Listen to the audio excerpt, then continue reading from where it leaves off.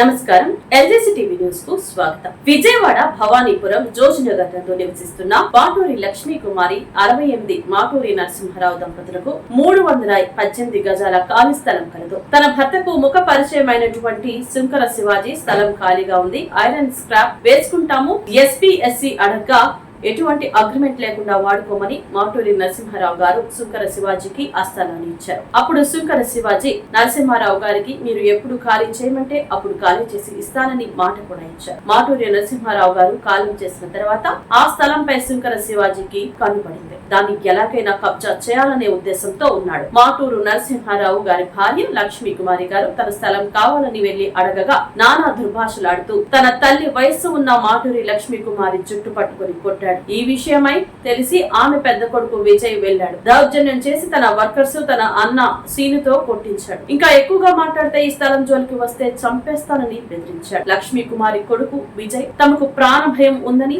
CP గారిని ఆశ్రయించగా collector office స్పందనలో complaint ఇవ్వమని చెప్పారు. కలెక్టర్ ఆఫీస్ స్పందనలో కంప్లైంట్ ఇవ్వగా ఈ కేసుని భవానీపురం పోలీస్ స్టేషన్ లో ట్రాన్స్ఫర్ చేశారు. 3 రోజుల్లో ఈ కేసుపై వివరణ ఇవ్వాలని కలెక్టర్ ఆఫీస్ నుంచి ఆదేశాలు అందినాయి. కానీ ఎంతో పలుకుబడి ఉన్న శివాజీ మారుస్తాడని భయంతో పోలీసు వారిని ఆశ్రయించారు. విజయ్ కుమార్ అండి, మా అమ్మగారు. మా నాన్నగారు స్నేహం మీద శంకర శివాజీ కుమార్ అనే అతనికి 18 సంవత్సరాల క్రితం స్థలం ఒకటి మామూలుగా వాడుకోమని ఇచ్చారు. ఎటువంటి అగ్రిమెంట్ ఎటువంటి ఏది లేకుండా. నాన్నగారు చనిపోయి 3 సంవత్సరాలు అవుతుంది. మా అవసరాలు మేము ఇల్లు కట్టుకుంటామని చెప్పేసి పోయిన సంవత్సరం మార్చి నెలలో ఖాళీ చేయమని 3 నెలలు టైం ఇస్తే ఖాళీ చేస్తా అని చెప్పి 14 నెలలు చేశారు. ఇంకా గట్టిగా అడిగితే 3 నెలల్లో ఖాళీ చేస్తా అని చెప్పి లెటర్ ఇచ్చారు నాకు. లెటర్ ఇచ్చిన గడువు అయిపోయినా కూడా ఇల్లు అడిగితేనేమో నన్ను కొట్టారు. అందరినీ వాళ్ళ స్టాఫ్ని పట్టుకోవడం. అతను అలానే శ్రీనివాస్ అనే అతను గట్టిగా నన్ను కొట్టాడు. నీ ఖాళీ నువ్వు దిక్కున్న చోట చెప్పుకో, నువ్వు ఏం చేసుకుంటావు చెప్పి స్థలం మీద కన్నేస్తే, ఈ స్థలం మీద చెయ్యేస్తే ఒక అమ్మ బాబు పుట్టినోడు ఈ స్థలం మీద చెయ్యి అనే బెదిరించి కొట్టారు. మీరు అగ్రిమెంట్స్ ఏమైనా ఇచ్చారా? ఎటువంటి అగ్రిమెంట్ లేదండి, ఎటువంటి అగ్రిమెంట్ లేదు. కేవలం మా నాన్నగారు మాట మీద ఇచ్చాము. అతను చేసే వ్యాపారం ఏంటి? అతను వ్యాపారం కూడా మాకు చెప్పలేదండి.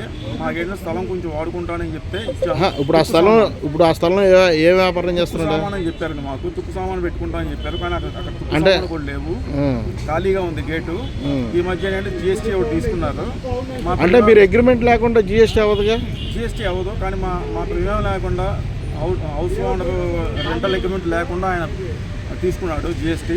ఏంటి అని అడిగితేనేమో నా ఇష్టం ఉంటే నేను చేసుకున్నాను, నీ దిక్కున్న చోట చెప్పుకో, స్థలం నాది అని చెప్పి నిన్ను మీ అమ్మని చంపేస్తూ నాకు ఏ గోళం ఉండదని చెప్పేసి బెదిరించాడు. కానీ నిన్న భయపడి నిన్న అమ్మ కూడా వెళ్ళి చుట్టుపక్కల తీసుకెళ్తే మా అమ్మను కూడా కొట్టాడంట. ఆ భయంతో అమ్మ సిపి గారి ఆఫీస్కి వెళ్ళి కంప్లైంట్ ఇస్తే సిపి గారు ఏమో కలెక్టర్ ఆఫీస్కి కంప్లైంట్ ఇచ్చారు.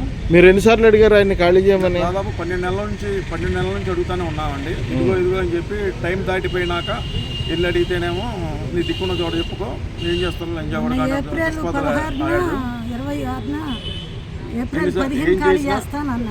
అంటే ఏమన్నా లెటర్ రాసి ఇచ్చాడా ఖాళీ చేస్తాను?